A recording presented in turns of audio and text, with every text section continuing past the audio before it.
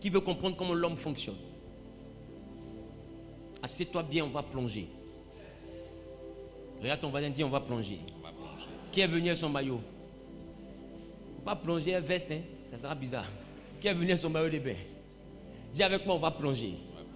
Allons dans le livre de Psaume chapitre 8, le verset 5 à 7 et ensuite le verset 9.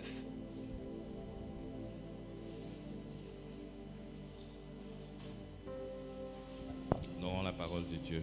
Que tous les autres noms disparaissent. Psaume chapitre 8, le verset 5. Qu'est-ce l'homme pour que tu te souviennes de lui? Il dit, qu'est-ce que l'homme pour que tu te souviennes de lui? Et le fils de l'homme Et le fils de l'homme pour que tu prennes garde à lui. pour que tu prennes garde à lui. Tu l'as fait de peu inférieur à Tu Dieu. l'as fait de peu inférieur à Dieu. Quelqu'un dit de peu inférieur à Dieu. De peu inférieur Ensuite, à Dieu. Et tu l'as couronné de gloire et de magnificence. tu l'as couronné de gloire et de magnificence. Tu lui as donné la domination sur les œuvres de tes mains. Tu lui as donné quoi? La domination À qui? à À l'homme. l'homme. Dans ce cas, la domination n'appartient pas aux esprits. Quand la Bible parle de domination, la Bible parle des hommes. J'ai déjà enseigné ça ici. Il dit, tu as donné la domination sur l'œuvre de tes mains. Ensuite, il dit, tu as tout mis sous ses pieds. Donc, c'est-à-dire que la domination de l'homme va jusqu'à à dominer même les anges. Amen. On va comprendre beaucoup de choses tout à l'heure. Verset 9.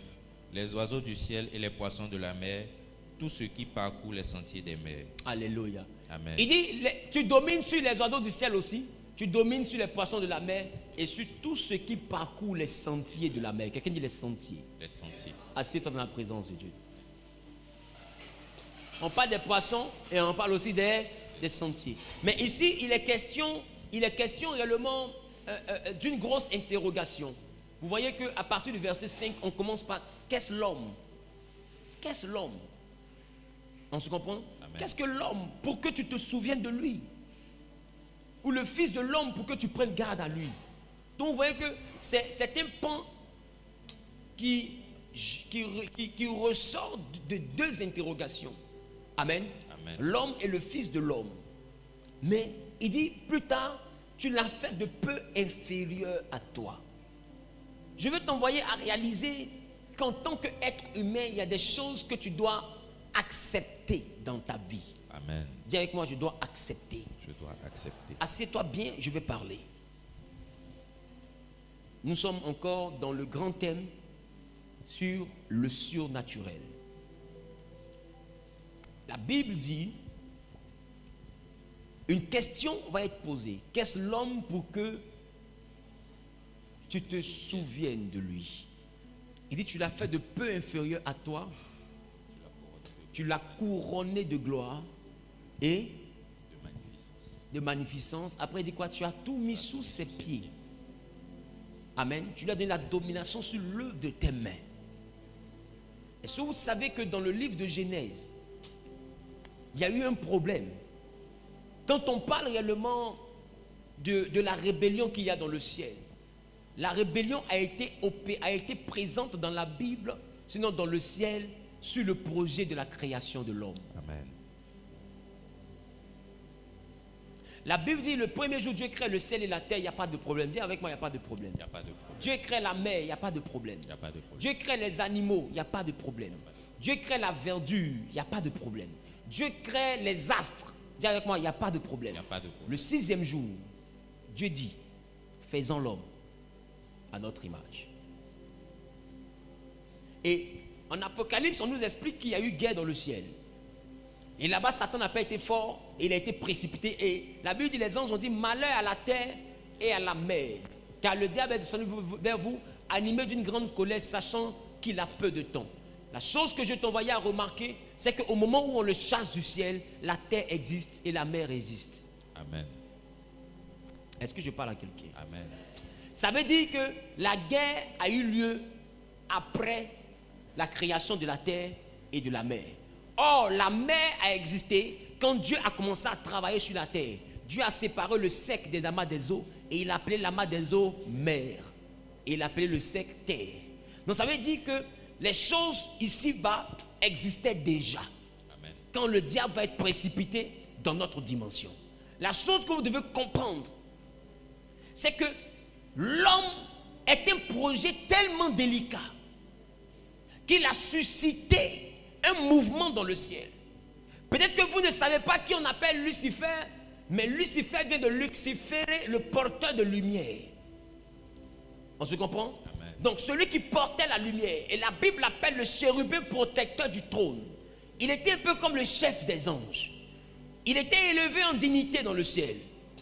Donc si on veut regarder en termes de force et de capacité, quand on quitte Dieu, c'est lui.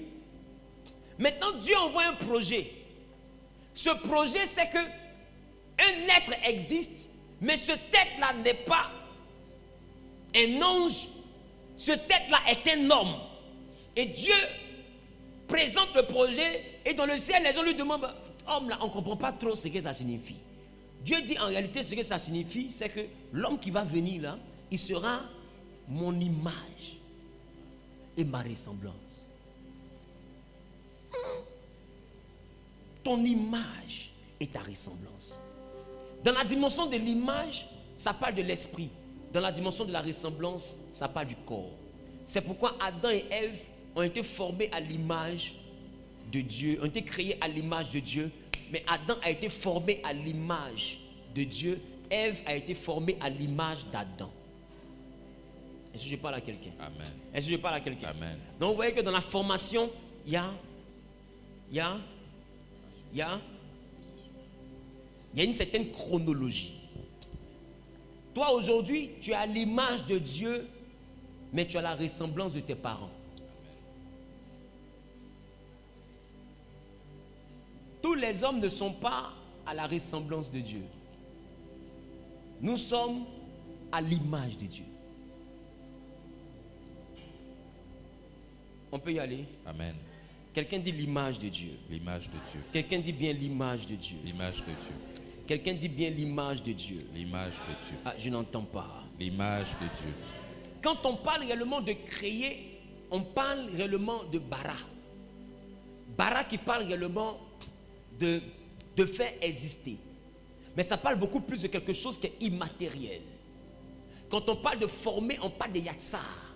Yatsar qui parle de donner une forme. De l'action de l'argile sur le potier. Du potier sur l'argile. Donc c'est un peu comme une sculpture. Donc le corps que tu vois là a été sculpté et à partir de ce qu'on appelle yatsar. C'est-à-dire Dieu s'est mis comme réellement un potier. Il a pris l'argile et il a donné une corpulence. Il a donné une forme à l'homme. Écoute-moi très bien. Il a donné une forme à l'homme et dans cette forme-là, il a mis l'homme qu'il a créé. L'homme qui a été bara a été mis dans yatsar. L'homme qui a été créé a été mis dans le corps. Et ce qu'on appelle la mort, c'est la séparation entre celui qui a été créé et celui qui a été formé. L'homme n'a jamais été ce qui a été formé. Amen. C'est pourquoi Dieu dit l'homme est à sa ressemblance. L'homme a été fait à sa ressemblance. Parce que l'homme n'est pas le corps. L'homme est l'esprit qu'il y a dans le corps. Je parle? Amen. Et j'ai envie de te dire une chose. Quand Dieu a créé les hommes au 6e jour, vous remarquez qu'au 6e jour, Dieu va envoyer les animaux afin que l'homme puisse les nommer. Est-ce que je parle à quelqu'un? Afin que l'homme puisse les nommer. Il y a une chose qui se produit. Il se produit que l'homme nomme tous les animaux au 6e jour.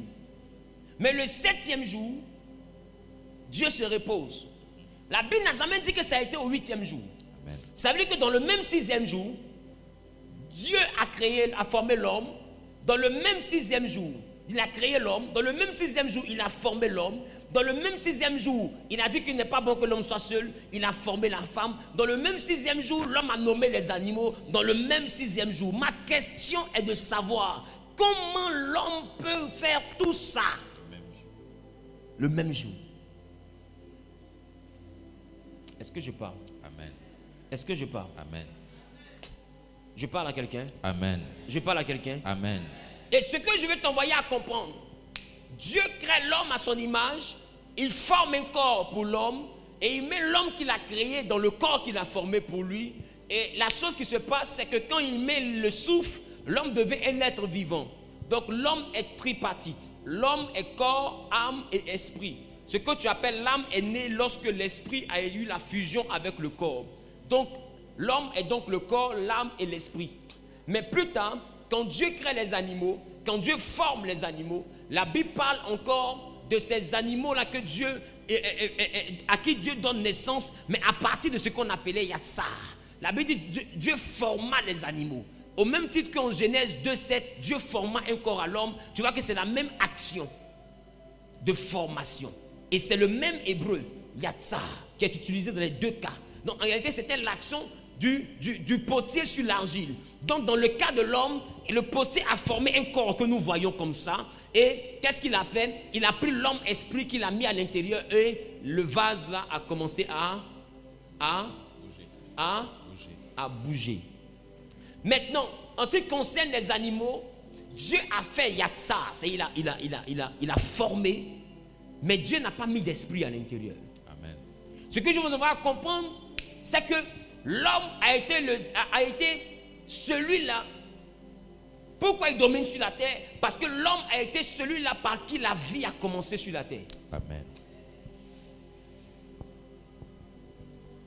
L'homme a été celui-là par qui la vie a commencé à exister sur la terre. Est-ce que je parle? Amen. Dieu forme l'homme, Dieu envoie à l'homme les animaux, mais sous forme de yatsar, sous forme d'argile, un peu comme des sculptures, pour voir comment l'homme va les appeler. Et il dit, afin que tout animal porta le nom que lui donnerait l'homme. Donc ça veut dire qu'en réalité, les êtres humains, nous sommes faits du corps, de l'âme et de l'esprit que Dieu nous donne, mais les animaux sont faits du corps, du sang qui est le symbole de l'âme et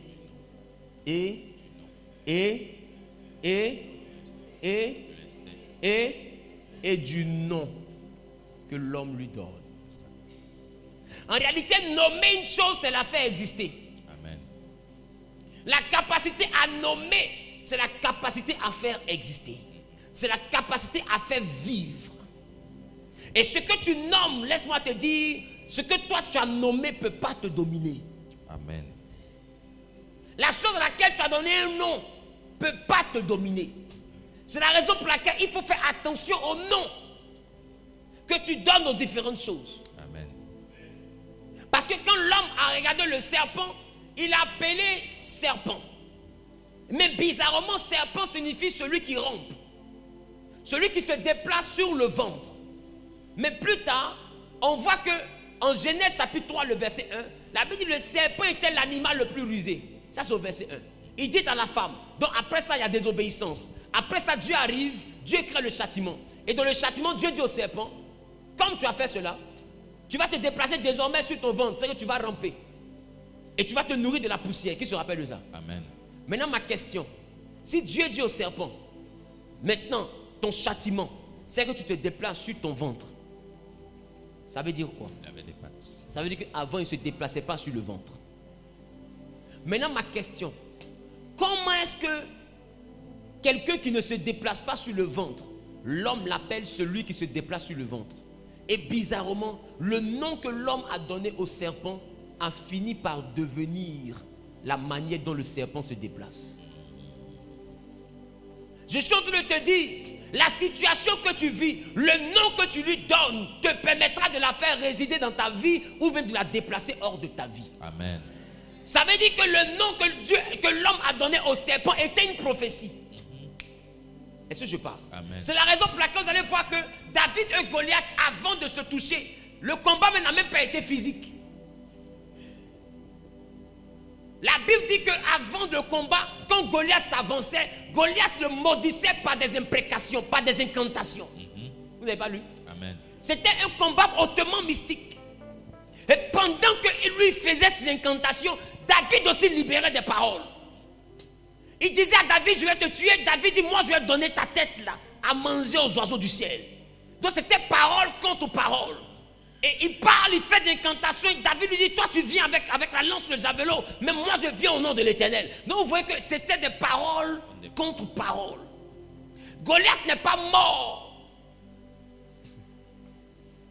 par le combat. Goliath est mort par la parole. Amen. Tu ne guéris pas parce que simplement tu pries. Ou bien tu ne réussis pas parce que tu pries. Le nom que tu donnes à une situation est le nom que va porter la situation. Amen. En réalité, je te dis, avant de t'envoyer quelque chose, on lui donne un nom. Que ce soit mystiquement, avant que quelque chose ne vienne dans ta vie, cette chose porte un nom. Et elle vient dans ta vie pour accomplir le nom qu'elle porte. Amen. Je parle. Amen. Ça veut dire que quand tu es face à une situation, ne cherche pas à la combattre. Cherche à la nommer. Il a dit, je vais donner le pouvoir de marcher sur le serpent et le scorpion, sur toute la puissance de l'ennemi, et rien ne pourra vous nuire. Ça veut dire que tout ce qui se lève contre toi, Jésus lui a donné un nom. Amen. Jésus l'a appelé. Jésus l'a appelé rien. Bon, si quelque chose est appelé rien, comment ça peut me nuire? Ça veut dire qu'avant de dominer, Jésus d'abord appelle ce sur quoi tu dois dominer rien. Le nom que tu donnes à une situation fait exister la situation. Amen. La situation que tu vois a besoin que tu la nommes. Tout ce qui vient vers toi ne vient pas pour te détruire, mais vient pour que tu lui donnes un nom. Amen. L'homme que Dieu a créé, tenez-vous bien frères et sœurs, l'homme que Dieu a créé avait une capacité. C'est la raison pour laquelle plus tard dans le livre de Marc, chapitre 8, le verset 24, on revient à l'histoire de cet homme du réservoir de Siloé. Marc chapitre 8, le verset 24, que dit la Bible?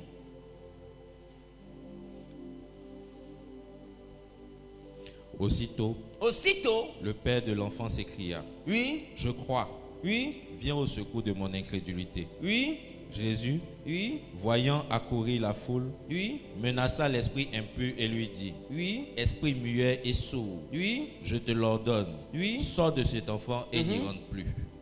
Et il sortit en poussant des cris et en l'agitant avec une grande violence. alléluia. Amen. Quelqu'un a dit amen bien. Amen.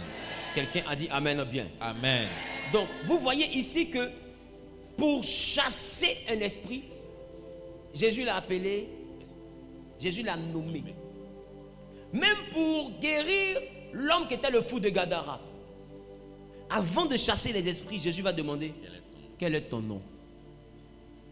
Ce que tu n'arrives pas à nommer, il est difficile de le dominer. Amen. On nomme pour dominer. Amen. Et pour que l'homme domine sur tout ce qui était sur la terre, Dieu a permis que ce soit l'homme qui nomme tout ce qui était sur la terre. Parce que ce que tu as nommé, tu le domines. Est-ce que je parle à quelqu'un? Amen. Est-ce que je parle à quelqu'un? Amen. Je déclare qu'à partir d'aujourd'hui, que Dieu te donne la parole d'autorité qui te permettra de nommer tout ce qui t'entoure. Amen. Ah, qui te permettra de donner un nom à chaque réalité que tu vis. Amen. Qui te permettra de donner un nom réellement à chaque circonstance que tu vis. Amen. Celui qui dit Amen bien à la parole d'autorité. Amen. Celui qui dit Amen bien à la parole d'autorité. Amen. Celui qui dit Amen fort à la parole d'autorité. Amen. Au nom suprême de Jésus. Regarde ton voisin, dis voisin, tu es béni. Donc désormais, si tu es face à une situation, il faut apprendre à Nommer. Il faut apprendre à Nommer. Il faut apprendre à nommer cette chose. Alléluia. Amen. Quand je suis dans le livre de Jean chapitre 9, le verset 7, la Bible dit ceci, à partir du verset 6 déjà, la Bible dit, après avoir dit cela, il cracha, Jésus cracha à terre et fit de la boue avec sa salive. Puis, il appliqua cette boue sur les yeux de l'aveugle et lui dit, va, lave-toi au réservoir de Siloé, nom qui signifie envoyé. Il alla se laver, il alla, se lava et s'en retourna voyant clair. Ses voisins et ceux qui auparavant l'avaient connu comme un mendiant disaient, n'est-ce pas celui qui se tenait assis, alléluia, et qui mendiait? Alléluia. Amen. Quelqu'un a dit amen bien. Amen. Quelqu'un a dit amen bien. Amen. Donc ici, nous sommes face à une situation où un homme réellement, amen, Amen. où un homme va être aveugle. Et la Bible nous dit ici que pendant que cet homme-là est dans une dimension où il est aveugle, la Bible dit que Jésus va prendre de la boue. Amen. Amen. Jésus va appliquer la boue sur les yeux et Jésus va lui demander d'aller laver son visage au réservoir de Siloé. La Bible dit que quand tu reviens de là-bas, il voit clair. C'est ça? Amen. Mais quand nous sommes dans le livre de Marc, chapitre 8, le verset 24, la Bible dit, il regarda et dit, j'aperçois les hommes, mais j'en vois. Il dit, j'en vois comme des arbres et qui marchent. Donc, cet homme-là n'a pas vu clair du coup. On peut bien comprendre au niveau de Marc. Cet homme-là dit, j'aperçois des hommes, mais j'en vois. Ça veut dire quoi? Ça veut dire quoi? Certains parmi eux sont comme des arbres. Mais les arbres là marchent. Et la Bible dit dans la suite, Jésus maintenant fait quoi? Marc, verset 25.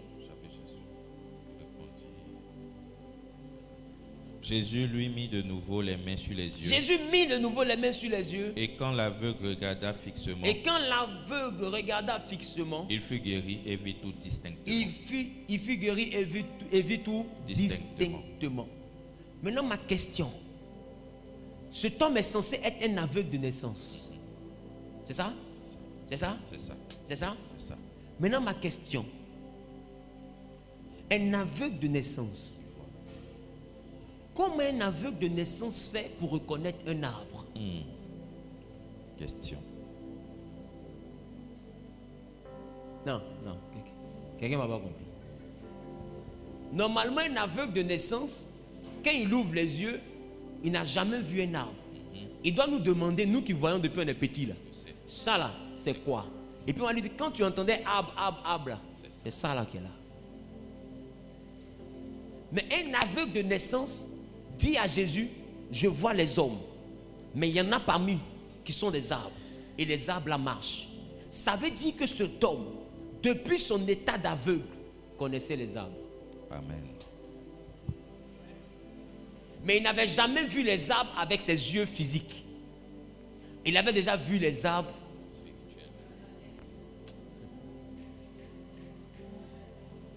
Est-ce que je parle là? Amen. Il avait déjà vu les arbres, mais pas avec les yeux physiques. Donc quand ses yeux physiques s'ouvrent, il voit que le monde qu'il voit là ressemble au monde qui était déjà avec lui. Donc ça veut dire que cet homme-là est né les yeux fermés, mais voyait.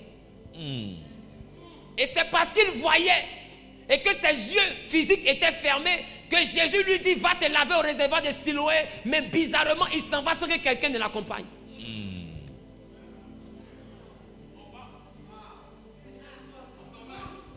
Bizarrement, cet homme se lève. La Bible dit personne ne l'a accompagné. Comment est-ce qu'il fait pour savoir que là où il est arrivé, là, c'est Siloé? La Bible n'a jamais dit qu'il a posé la question à quelqu'un. La Bible dit qu'il est arrivé au réservoir de Siloé, il a lavé son visage et il a dit, je vois, mais les hommes là sont comme les arbres. Qui l'a accompagné?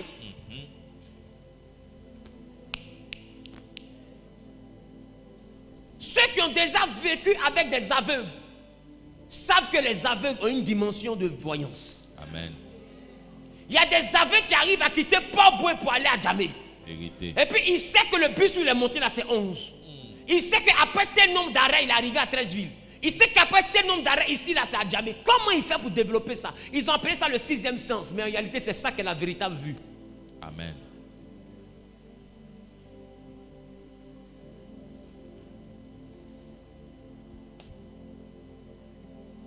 Quand Dieu a créé Adam, tenez-vous bien, Adam n'avait pas les yeux ouverts.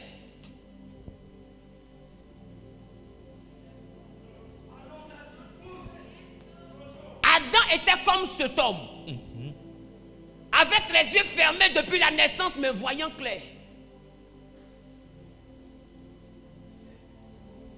Venez, on va lire. Venez, on va lire. Si on ne lit pas, c'est pas bon. Genèse chapitre 3, le verset 7. Genèse 3, 7.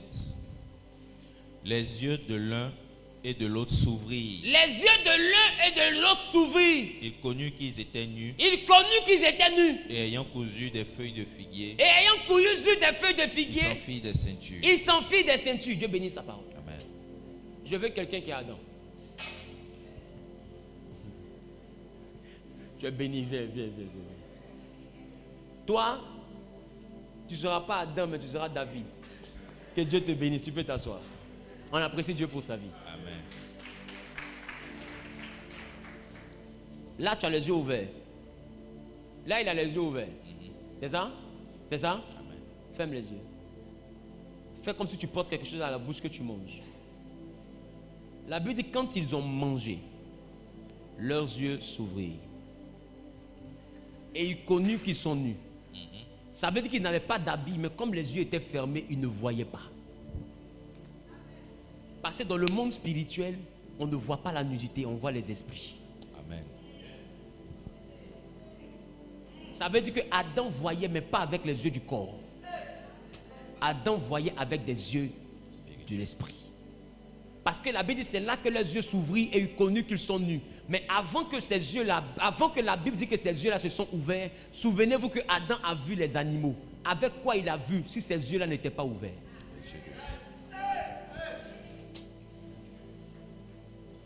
Quelqu'un dit accélère, je commence à plonger. Ça veut dire que les hommes, depuis la création, avaient une façon de voir. Et c'est cette façon de voir qui faisait qu'ils étaient totalement l'image de Dieu. Et plus tard, on va demander à Jésus une chose. Allons-y rapidement dans le livre de Jean chapitre 9, le verset 41. Vous allez comprendre ce que Jésus appelle la vue. Vous allez comprendre ce que Jésus appelle la vue au travers de tes yeux. Jésus leur répondit. Jésus répond, parce qu'un homme demande à Jésus, moi je suis là, est-ce que je pêche? Et regarde la réponse de Jésus. Si vous étiez aveugle, Si vous étiez aveugle, un aveugle comment? Yeux fermés. Si vous étiez aveugle, vous n'auriez pas de péché. vous n'auriez pas de péché. Mais maintenant vous dites, Maintenant vous dites, nous voyons. nous voyons. C'est pour cela que votre péché subsiste. C'est pourquoi votre péché subsiste. Ça dit que le péché a engendré les yeux ouverts. Quand les hommes ont mangé, le péché, la conséquence du péché était l'ouverture des yeux. Amen. Et quand Dieu a remarqué que les yeux physiques étaient ouverts, Dieu dit, est-ce que vous avez mangé? Parce que aussi longtemps que vous ne mangez pas, c'est fermé. Quand c'est ouvert, il dit, c'est que vous avez mangé. Alors Jésus dit, c'est parce que vous voyez, c'est pourquoi vous péchez. Si vous étiez aveugle, vous n'aurez pas de péché. Ma question, toi qui es comme l'écureuil qui tire sur toutes les go qui bougent, est-ce que quand tu es aveugle, est-ce que tu peux voir les rodomboles? Est-ce que quand tu es aveugle, que la fille là est mal assise, est-ce que Lazare peut se lever? Parce qu'elle est mal assise. Pour que tu puisses aller voir que c'est couleur blanche ou bien c'est couleur bleue ou bien c'est couleur rouge, qu'est-ce qui tire ton cou? Le péché vient des yeux. Amen.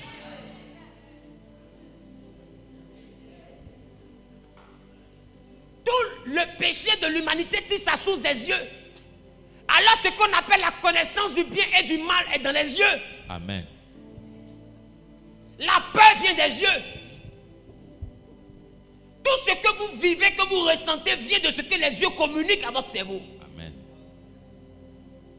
Il y a des hommes de foi qui ne peuvent pas te frapper, mais quand tu le regardes en apparence, tes yeux voient beaucoup plus de muscles, ils t'intimident. Mais quand vous rentrez au contact, tu le frappes. Parce qu'il y a des informations que les yeux te donnent. En réalité, le courage, c'est la capacité à ne pas tenir compte de ce que les yeux t'ont montré. Amen.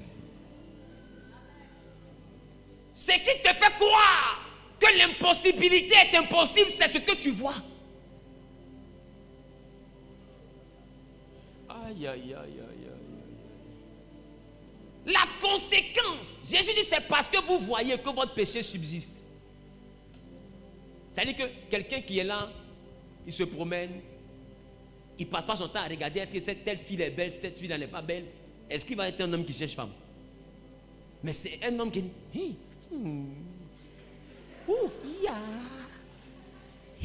parti, il y a go ici, il y a ce que là-bas même.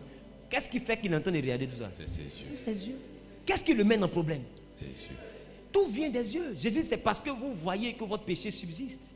Ça veut dire que le péché a pris forme dans la vie de l'homme à partir des yeux ouverts.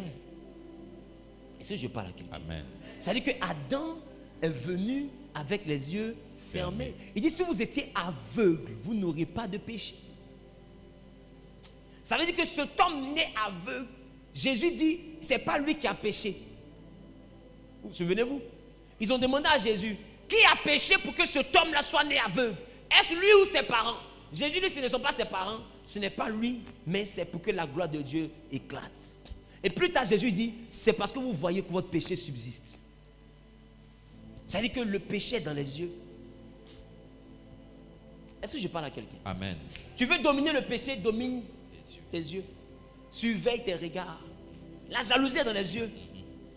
C'est pas que tu regardes chez ton camarade que tu es jaloux de lui. Vérité. La convoitise est dans les yeux. Vérité. Tout prend sa forme dans les yeux. Est-ce que je parle à quelqu'un? Amen. Est-ce que je parle à quelqu'un? Amen. Quelqu'un dit accélère.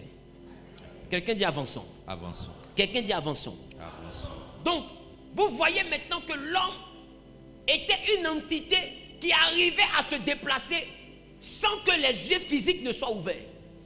Mais à partir des yeux spirituels.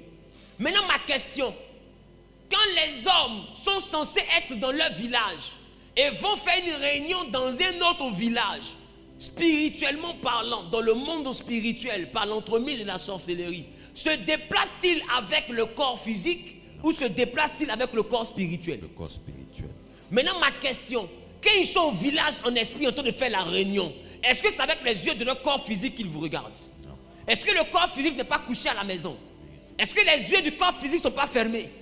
Est-ce que malgré que les yeux sont fermés, est-ce qu'ils ne voient pas qui est à la réunion? Amen. Est-ce que plus tard il ne peut pas dire que telle personne était à la réunion? Est-ce que c'est les yeux physiques? Les hommes ont toujours évolué avec les yeux spirituels. Amen. L'homme n'a jamais eu trop besoin de ses yeux physiques pour vivre dans l'esprit. C'est-à-dire qu'Adam, pour être vraiment un esprit, était dans un corps, même vivait avec les yeux de l'esprit. C'est ses yeux spirituels qui étaient ouverts.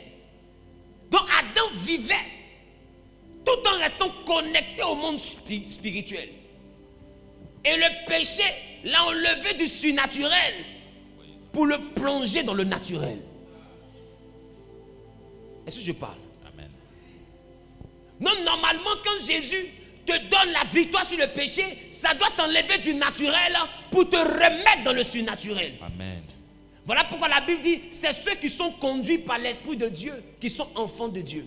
Pas ceux qui sont conduits par les yeux. Normalement, les yeux sont la lampe du corps. Un homme doit être conduit par ce qu'il voit. On dit non, c'est celui qui est conduit par l'Esprit de Dieu. Ça veut dire quoi? Tu fermes les yeux, lui il t'attrape et puis il te dit tourne. Maintenant dis-moi, sur la terre, quel genre de personnes ont conduit comme ça? Les aveugles. C'est les aveugles. Voilà pourquoi Jésus dit deux aveugles. Un aveugle ne peut pas conduire un autre aveugle.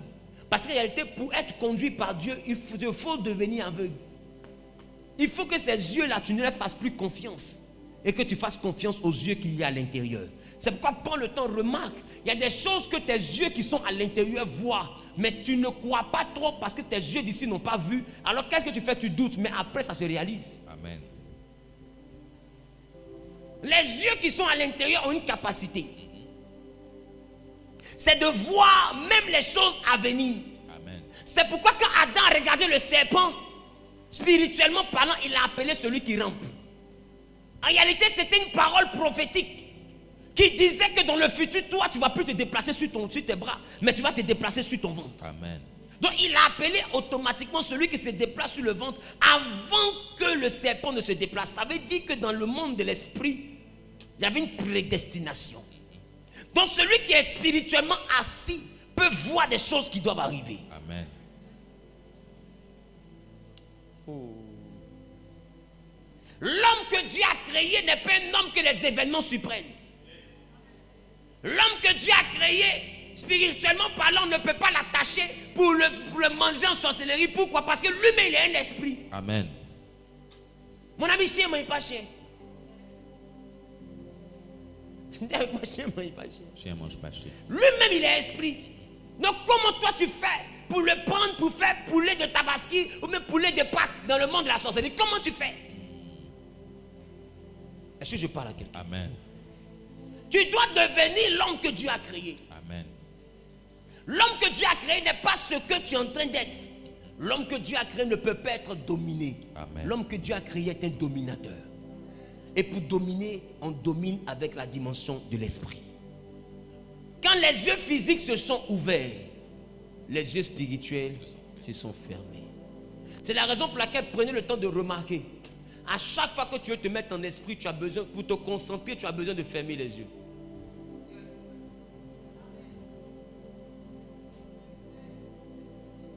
Les hommes les plus charnels, pour qu'ils arrivent à se concentrer, pour que l'Esprit de Dieu les touche, on leur dit, levez les mains, fermez les yeux.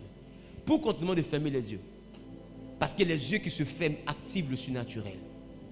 À chaque fois que les yeux physiques se ferment, les yeux spirituels s'ouvrent. C'est la raison pour laquelle à chaque fois que tu dors, tu rêves.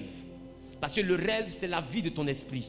Donc une fois que tes yeux physiques se ferment dans la dimension du sommeil, les yeux spirituels s'ouvrent. Et ce que ton esprit fait est connecté à ton corps et se communique à ton corps sous forme de rêve. Sinon, ce n'est pas un rêve, c'est la vie de ton esprit. Et tu vois qu'il y a d'autres yeux qui sont actifs là-bas, qui font que tu arrives à voir des choses. Et quand tu te réveilles, tu expliques aux gens ce que tu as vu. Et de fois, ce que tu as vu là se réalise. Ou bien ce que tu as vu là, ça va être vrai. Ça veut dire que c'est une autre dimension de la vie, mais une dimension qu'on ne voit pas avec les yeux d'ici, mais qu'on voit avec les yeux de là-bas. À chaque fois que tu fermes tes yeux, remarque, tu vois ailleurs. Amen.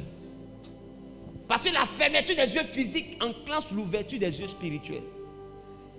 Est-ce que je parle à quelqu'un? Amen. Est-ce que je parle à quelqu'un? Amen. Alors quand les hommes ont mangé, les yeux physiques se sont ouverts et l'ouverture des yeux spirituels ferme les yeux. Des yeux physiques ferment les yeux spirituels. C'est pourquoi Paul le temps remarque, tant que tu es endormi, le rêve est réel. Une fois que tu ouvres les yeux, le rêve disparaît. Parce qu'en réalité, c'est comme si tu ouvres les yeux d'une nouvelle dimension, les yeux de l'autre dimension se referment. Est-ce que je parle à quelqu'un? Amen. Or, celui qu'on dit il est spirituel et puis on dit il est voyant, il voit là. Quand ses yeux physiques s'ouvrent, ses yeux spirituels restent ouverts. Là, on dit tu es spirituel. C'est pourquoi Jésus dit à Philippe et à Nathanaël, avant que, quand tu étais sous le figuier, je te voyais. Mais je te voyais avec quels yeux Dieu? Avec des yeux spirituels. Il y a une chose qui a permis à l'homme de nommer tous les animaux que Dieu avait créés. C'est sa capacité à se déplacer. Venons, on va lire. Dans le livre de Daniel, chapitre 9, le verset 21, la Bible parle de la vitesse avec laquelle l'homme Gabriel s'est déplacé. Vous l'appelez l'ange Gabriel. Allons-y. Je parlais encore dans ma prière. Oui. Quand l'homme Gabriel, que j'avais vu précédemment dans une vision, s'approcha de moi d'un vol rapide au moment de l'offrande du soir. Quelqu'un dit le vol rapide. Le vol rapide. On dit quoi? L'homme Gabriel. L'homme Gabriel. Gabriel. Bref. Donc Gabriel a une apparence. Gabriel a une apparence. Son apparence Une apparence d'homme. est humaine. Il ressemble à un homme, mais Amen. ce n'est pas un homme. Bref, un jour on va parler des formes d'apparition des anges. Amen. Voilà pourquoi la Bible dit que beaucoup parmi vous, en faisant la charité, ont reçu des anges sans le savoir. Parce qu'il y a des anges qui ont la forme humaine. Amen. Est-ce que je parle à quelqu'un? Amen. Bref. Ce que je t'envoie à remarquer, dis avec moi, tu es avec moi d'un vol rapide. Un vol rapide. Dis avec moi d'un vol rapide. D'un vol rapide. Est-ce que vous savez que ce qu'on appelle la dimension spirituelle, dans le monde spirituel, la notion de la distance est quasiment inexistante. Amen. Quelqu'un est avec moi? Amen. La notion de la distance est quasiment inexistante. Dieu n'a pas donné l'omniprésence à Dieu, à l'homme, mais Dieu a donné une capacité de déplacement à l'homme qui frôle l'omniprésence. Quelqu'un dit explique. Explique, papa. L'homme, spirituellement parlant, a la capacité de se déplacer un peu à la vitesse de la lumière. Vous savez ce que c'est que la vitesse de la lumière? C'est quoi la vitesse de la lumière? Il dit se déplacer avec la nuée. Tu es en train de me plaire. Regarde, pour parler nuée, la Bible, Jésus a lévité et une nuée le déroba à leurs yeux. Quand la nuit est arrivée, le mouvement était tellement rapide, le déplacement était tellement rapide qu'ils ont eu l'impression qu'il a disparu. La lumière a une vitesse qui environne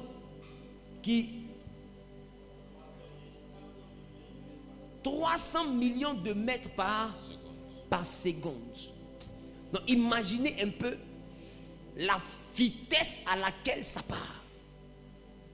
L'homme spirituel, l'homme selon que Dieu a créé, a la capacité de parcourir cette distance-là à la seconde. Donc, c'est ce qui explique que spirituellement parlant, il a eu le temps de nommer tout ce que tu vois là en une journée. Amen. Parce que la force de l'esprit va au-delà de la force du corps. Mais cette dimension était totalement surnaturelle. Et Dieu souhaitait qu'elle reste esprit. Et que le monde physique soit lié au corps. Mais que le monde spirituel soit lié seulement qu'à l'esprit. Et que l'homme soit l'image de Dieu, mais dans l'esprit. Est-ce que je parle à quelqu'un? Amen. Est-ce que je parle à quelqu'un? Amen. L'homme n'avait pas les yeux physiques ouverts. Il regardait avec les yeux du monde spirituel. C'est la raison pour laquelle, pour que l'homme puisse réellement avoir une aide semblable, Dieu a tenu d'abord à endormir l'homme. Pourquoi? Parce que les yeux de l'homme devaient être fermés sur le principe de la création d'Ève. Amen.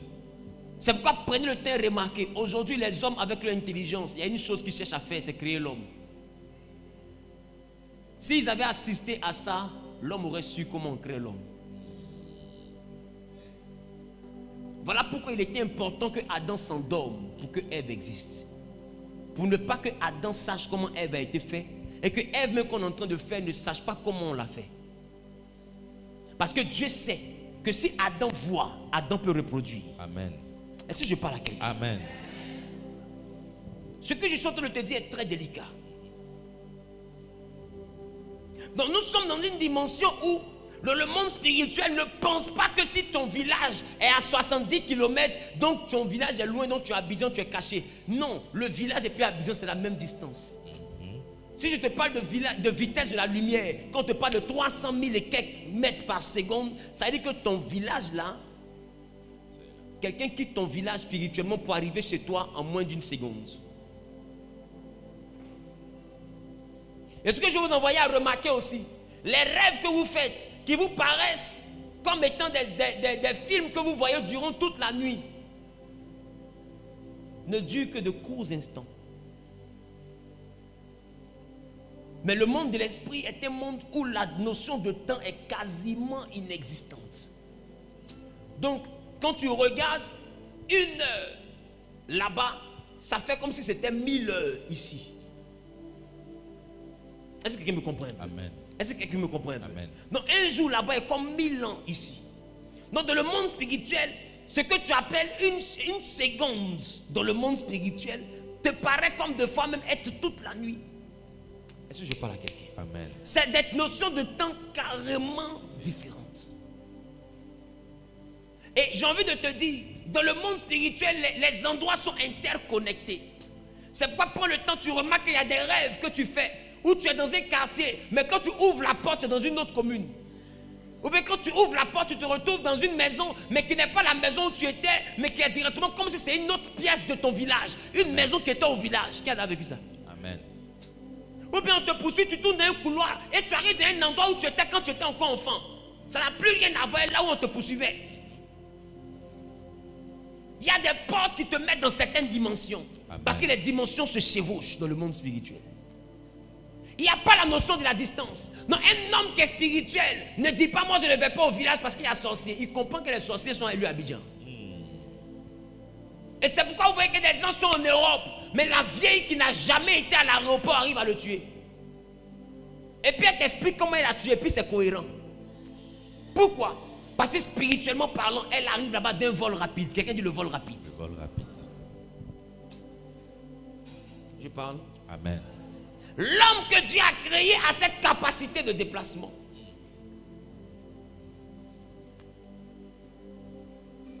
Est-ce que je parle? Amen. Est-ce que je parle? Amen. Est-ce que je parle? Amen. Est-ce que je parle? Amen. Est-ce que je parle? Amen. L'homme que Dieu a créé a cette capacité de déplacement. Le monde des eaux est un monde hautement spirituel. C'est pourquoi remarquez, quand les hommes ont péché, avant même le péché, la terre était recouverte d'eau. Informe et vide, il n'y avait que de l'eau. C'est ça? C'est ça? C'est ça. Quand Dieu a voulu recommencer la terre, il a envoyé le déluge, c'était encore que de l'eau, jusqu'à ce que le sec paraisse. Qui se rappelle de ça? Amen. Mais la chose que je t'envoyais à comprendre, c'est que quand Dieu décide de former les hommes dans le ventre d'une femme, au début, il n'y a encore que de l'eau.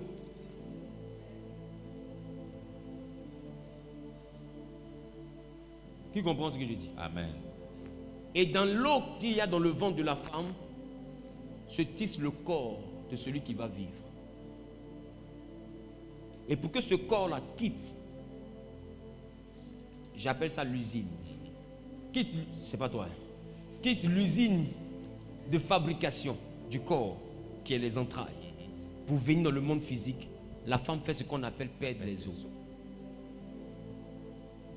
Ça montre que l'homme est prêt à se dissocier du monde des eaux. Amen. Remarquez dans le livre de Genèse, l'Esprit de Dieu se mouvait au-dessus des eaux. C'est ça? C'est ça. C'est ça? C'est ça. On n'a pas dit se mouvait dans l'eau. Se mouvait au-dessus des eaux.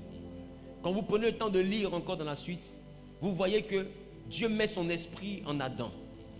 Mais bizarrement, la Bible me dit que Adam a nommé, il a nommé tous les animaux des champs.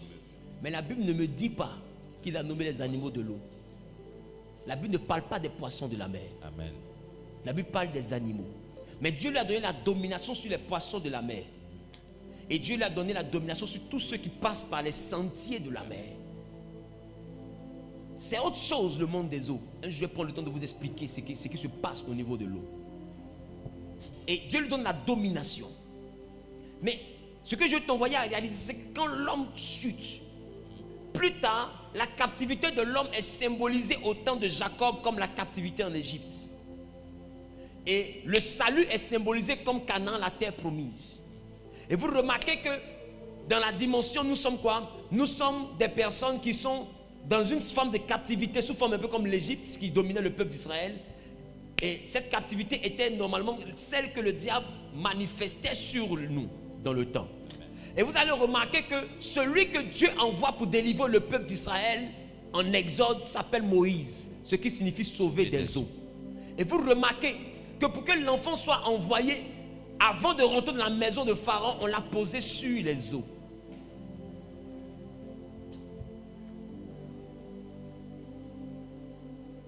Et on l'appelle sauver des eaux. Et cet enfant-là, quand il grandit, il devient le libérateur.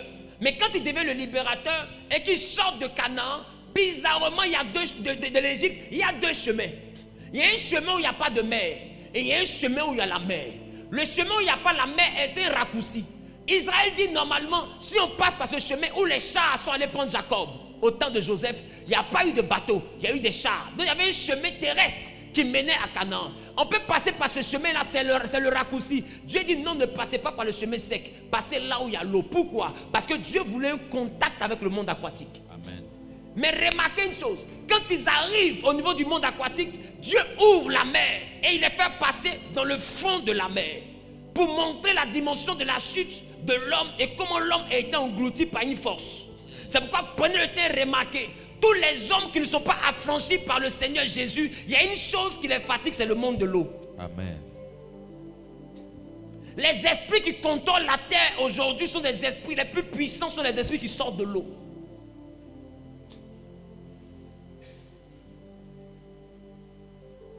C'est la raison pour laquelle, frères et sœurs, l'arche de Noé ne concernait pas les poissons.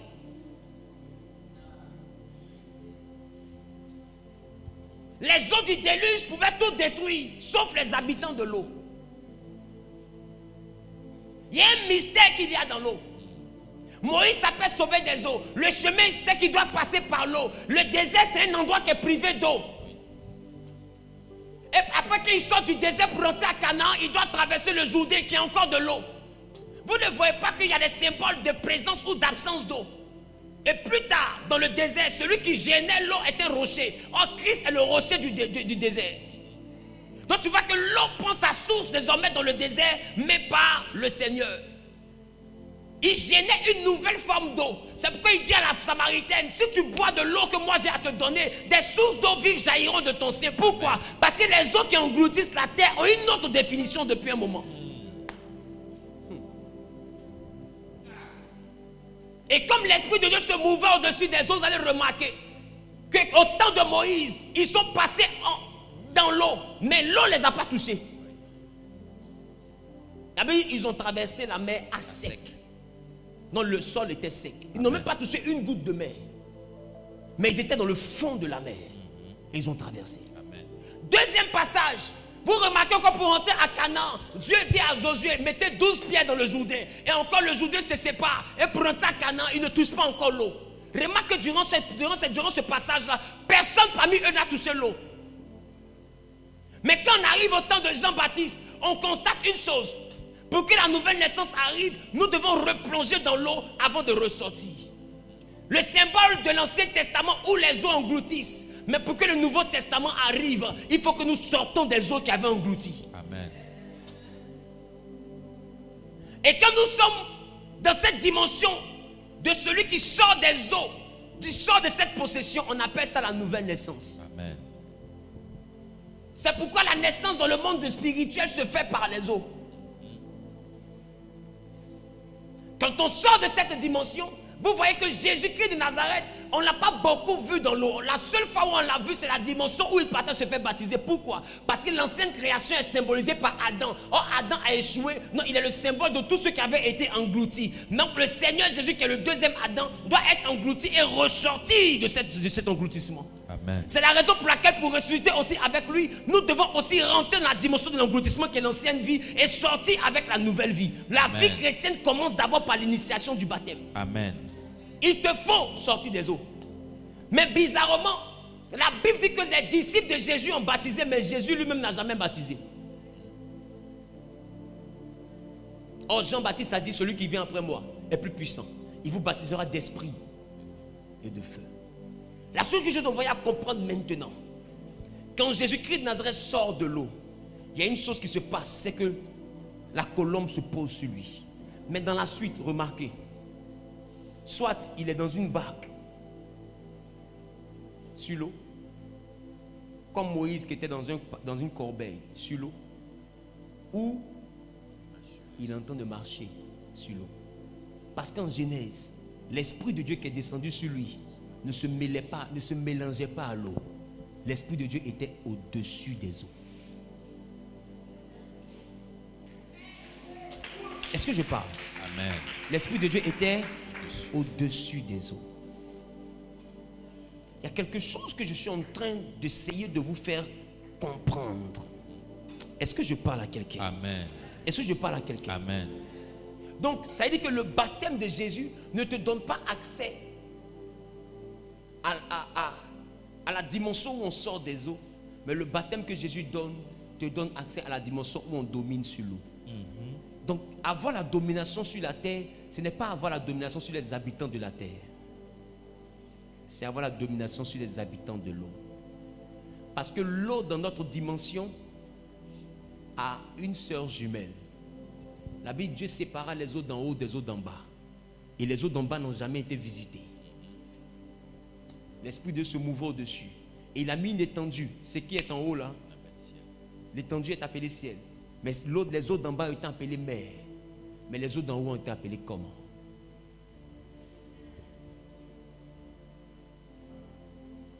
Ça veut dire qu'il y a de l'eau en bas.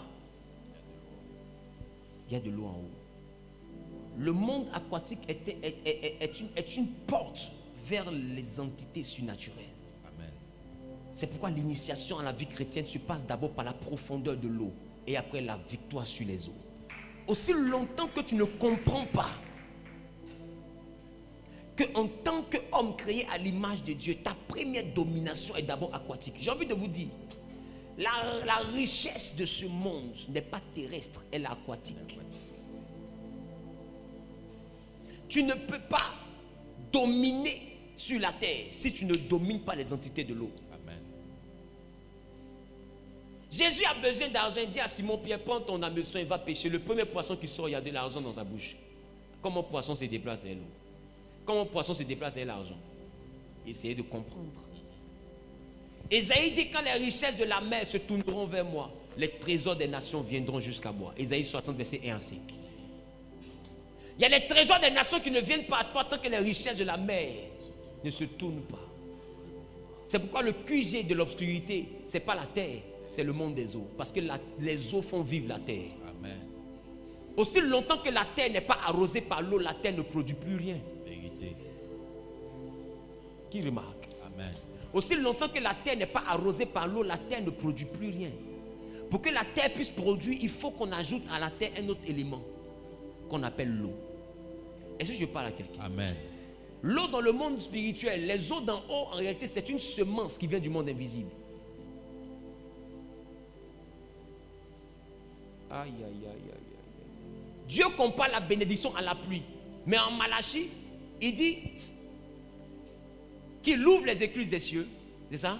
Et il laisse descendre la bénédiction en abondance. En Genèse, au temps de Noé, la Bible dit que Dieu a ouvert les écluses des cieux et les eaux ont commencé à descendre. Ça veut dire qu'en réalité, Dieu est en train de parler des eaux d'en haut. Et quand on dit écluse, on parle de porte. Ça veut dire que quand Dieu a ouvert la porte du ciel, qui est la limite entre les eaux d'en haut et les eaux d'en bas, puisque la porte est ouverte, qu'est-ce qui verse? Les eaux d'en haut. Et c'est ce qui a englouti la terre. Amen. Et Dieu dit, la terre que vous voyez là, aussi longtemps que la pluie qui descend, qui quitte le ciel, descend sur la terre, ne féconde pas la terre, ne donne pas la semence au semeur, et du pain à celui qui mange, cette pluie-là ne retourne pas. Ainsi est la parole qui sort de la bouche de l'Éternel, qui ne retourne pas à lui sans accomplir le but pour lequel elle a été libérée. Ça veut dire que dans la vie des hommes, la prospérité dépend du monde des eaux. Amen. Les eaux de la terre étant corrompues, Dieu te donne les eaux du ciel. Amen. C'est la raison pour laquelle je veux dire à quelqu'un, la capacité à dominer le monde aquatique d'ici favorise les ouvertures du ciel pour que les eaux d'en haut viennent féconder ta terre. Amen. Il y a deux choses qu'il faut faire attention. Il y a ce qu'on appelle la pluie et il y a ce qu'on appelle la nuée. Non, la rosée. La pluie est saisonnière, la rosée est journalière. Qui c'est ça? Amen. Il y a une heure où la rosée descend. La pluie est saisonnière, mais la rosée est journalière. Quand Élie maudit Israël, il dit il n'y aura pas de pluie ni de rosée, sinon à ma parole. Ces deux éléments ont un rôle très important que je vais vous expliquer ce samedi. Tu vas comprendre que la pluie qui quitte le ciel, il y a des actions que tu peux faire avec la pluie pour que ta vie sorte d'une certaine dimension. Amen. La pluie n'est pas rattachée à l'eau d'en bas. Avant que la pluie ne se mêle aux eaux d'en bas, la pluie vient pour un but, faire féconder la terre. Or, ce que tu oublies, toi, tu as aussi la terre. Parce qu'en Genèse, Dieu dit à Abraham, il dit à Adam, tu es poussière et tu retourneras à la poussière d'où tu as été tiré. Donc, c'est-à-dire que la pluie, quand elle vient féconder, elle ne féconde pas seulement que les champs, elle féconde aussi les hommes. Souvenez-vous que le ciel est le mari de la terre. Amen. Et pour que la terre enfante, le ciel doit libérer sa semence. Et il libère sa semence sous forme de pluie. Est-ce que quelqu'un comprend? Amen. Il libère sa semence sous forme De pluie. de pluie. Et tous ceux qui sont identifiés comme étant la terre sont fécondés à partir de ce que le ciel a libéré. Aussi longtemps que toi, tu ne comprends pas que la dimension corporelle, pourquoi Dieu prend la poussière de la terre pour te donner un corps, c'est pour que la bénédiction des eaux d'en haut, quand elles descendent, ne concerne pas que le sol, mais te concerne toi aussi. Amen. Quand Dieu maudit la terre, il ne maudit pas l'homme esprit, mais il maudit aussi l'homme chair. Parce que l'homme chair est poussière, et la poussière est dérivée de la terre. Amen.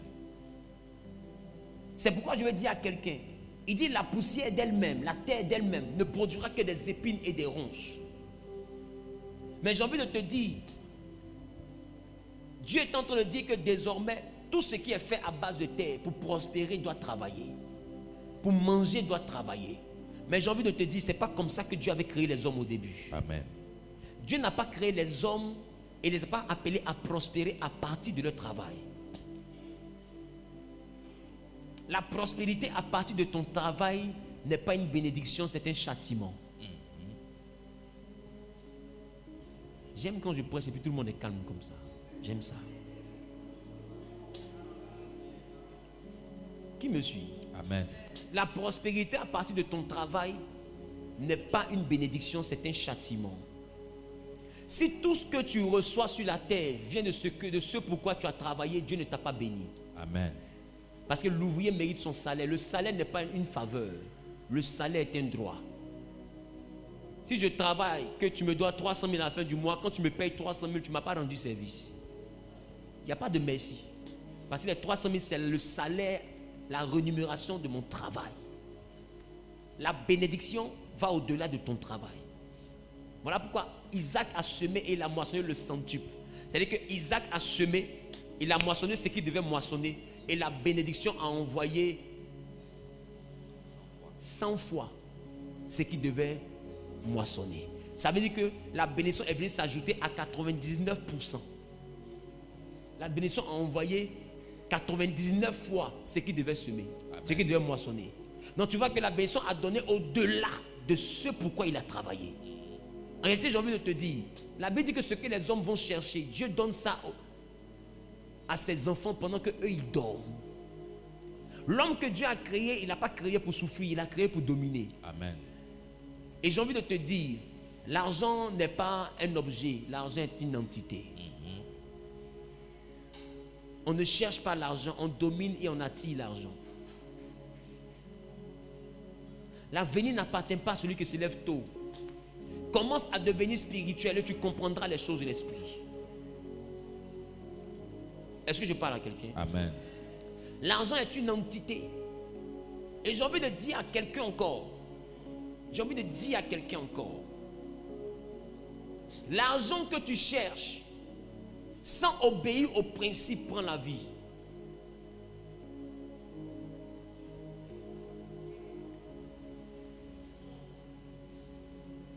L'argent que tu cherches, sans obéir au principe, prend la vie. Est-ce que je parle? Amen. Est-ce que je parle? Amen. C'est pourquoi faites attention à ce que vous voulez manipuler qu'on appelle l'argent. L'argent n'est pas pour les enfants. L'argent est pour les hommes et les femmes matures spirituellement. Parce que j'ai envie de te dire, l'argent est un esprit doté d'une volonté.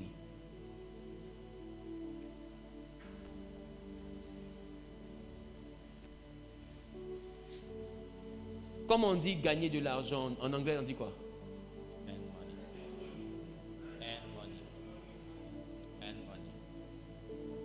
Mais en français on dit quoi? Gagner de l'argent. L'argent là on le gagne. On le gagne. Or gagner c'est un dérivé de la victoire. La victoire c'est la suite d'un combat. C'est seuls ceux qui ont la capacité de dominer qui peuvent gagner l'argent. Amen. C'est pourquoi prends le temps, remarque. Quand tu n'as pas l'argent, tu as des projets. Mais quand l'argent vient, l'argent prend ta main pour t'envoyer dans une direction que tu n'as pas choisie. Tu remarques que tu as la volonté d'économiser. Mais l'argent est appelé ailleurs. Et l'argent te quitte. Pourquoi? Parce que tu n'arrives pas à maîtriser. Et j'ai envie de te dire, on ne devient pas milliardaire dans la poche, on devient milliardaire dans l'esprit. Amen. Le milliard est une dimension spirituelle. Amen. La richesse est une dimension spirituelle. On remplit un vase par la capacité de ce qu'il peut contenir. Donc quand tu pries pour être millionnaire, demande à Dieu d'élever ton esprit à la dimension de celui qui peut dominer les millions. Parce que si Dieu te rend millionnaire là, que tu n'as pas la domination sur l'entité qu'on appelle million, cette entité-là va te perdre. Il y en a qui ont salaire 400 000 qui deviennent des fous. Il y en a qui ont juste 10 millions dans leur compte, on ne peut plus les saluer. L'argent, c'est pourquoi je te dis, il ne faut pas croire en l'humilité d'un pauvre. Un pauvre n'est pas humble, un pauvre est humilié. Ne confonds pas celui qui est humilié à celui qui est humble. Il n'a pas le choix. Un pauvre n'est pas respectueux. Tu veux le voir dans sa dimension de respect, laisse-le réussir. Tu veux savoir qui te respecte, laisse-le réussir. Le juif va te regarder, va te dire, tu as l'argent, il y a l'argent. Tu as maison, j'ai maison. Tu as voiture, j'ai voiture. Tout ce que tu as là, j'ai. C'est là que tu vas comprendre qu'il n'a jamais été respectueux.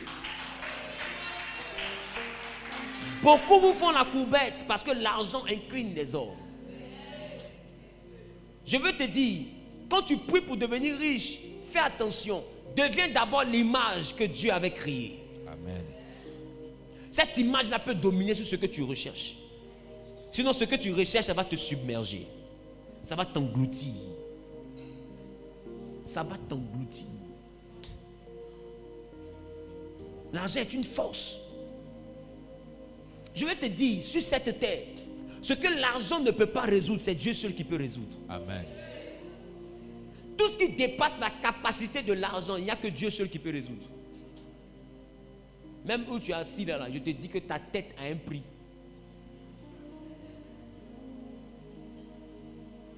Est-ce que je parle à quelqu'un? Amen. Ta tête, touche comme ça. Ta tête que tu vois là, c'est un prix. Il y a des gens là, si on leur a donné le prix, c'est toi, ils vont chasser Abidjan ici comme un gibier. Ils vont te traquer comme on poursuit agouti dans la forêt là. Pourquoi? Parce que ta tête a un prix. Est-ce que je parle à quelqu'un? Amen. Fais attention. Dis avec moi, l'homme que Dieu a créé. L'homme que Dieu a créé. Durant ce jeûne-là, il faut demander à Dieu d'éveiller tes sens spirituels. Il faut lui demander de t'apprendre à voir comme Adam voyait. De t'apprendre à voir comme Adam voyait. Et de t'apprendre à te déplacer comme Adam se déplaçait.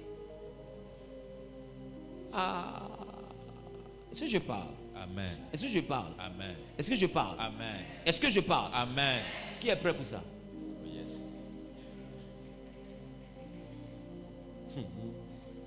Je suis sûr que tu es prêt.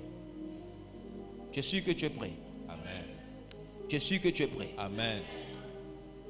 Qui est prêt pour ça? La limite de l'homme est dans le corps. Et je vais te dire, quand Ève a vu que le fruit était agréable pour ouvrir l'intelligence et pour rendre comme Dieu, en réalité, ce que Ève a cherché à faire, c'était de briser la limite du corps. C'était d'envoyer ce qui est possible dans l'esprit à être possible dans le corps. La dimension qui est illimitée en toi, ce n'est pas la dimension du corps. C'est la dimension de l'esprit. Voilà pourquoi Psaume 82, le verset 6 dit, j'avais dit que vous êtes des dieux, cependant, vous mourrez comme des hommes. Ça veut dire que nous avons une dimension humaine et nous avons une dimension divine.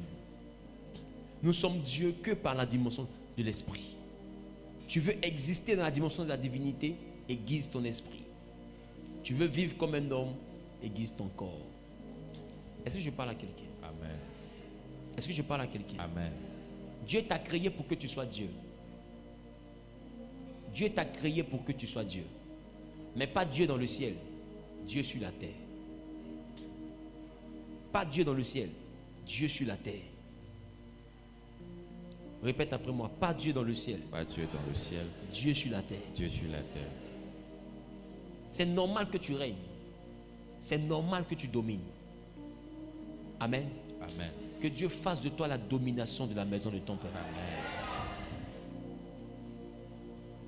Donc vous qui avez peur du fait que votre spirituel, votre surnaturel arrive à voir, n'ayez pas peur. C'est comme ça que Dieu nous a créés en Genèse. En réalité, c'est un retour à la vraie version de toi. Amen. Je parle? Amen. C'est un retour à la vraie version de toi. N'aie pas peur. C'est inconnu parce que tous les hommes à cause du péché sont nés avec les yeux de l'esprit fermés. Sinon, à l'origine, nous avons été créés avec les yeux de l'esprit ouverts. Donc quand Dieu ouvre tes yeux spirituels, n'aie pas peur. C'est la vraie dimension qui est là. C'est la vraie vie qui est là. Amen. Et c'est pourquoi remarque, ceux qui voient spirituellement, qui arrivent à vivre spirituellement, c'est eux qui décident pour ceux qui sont charnels. C'est eux qui décident de la longévité de ceux qui sont charnels. Des fois même, ils vont jusqu'à décider même du mariage ou du célibat de ceux qui sont charnels. Ils vont jusqu'à décider même de la prospérité de ceux qui sont charnels. Qu'est-ce que toi tu vas chercher à faire? Rester charnel ou bien aller dans le camp de ceux qui décident?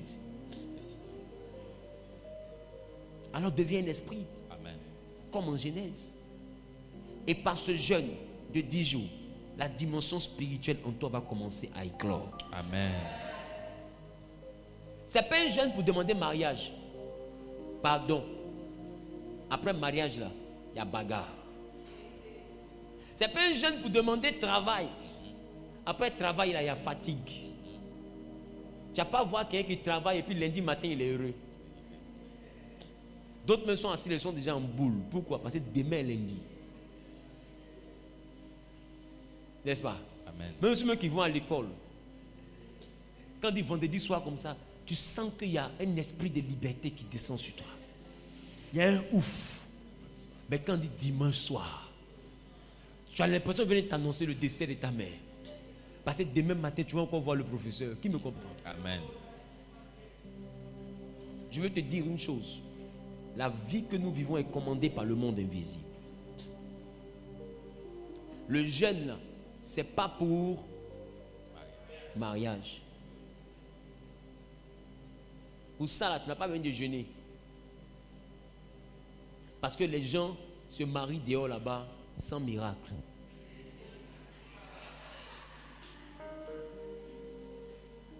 Qui comprend? Amen. Les gens se marient dehors là-bas sans miracle.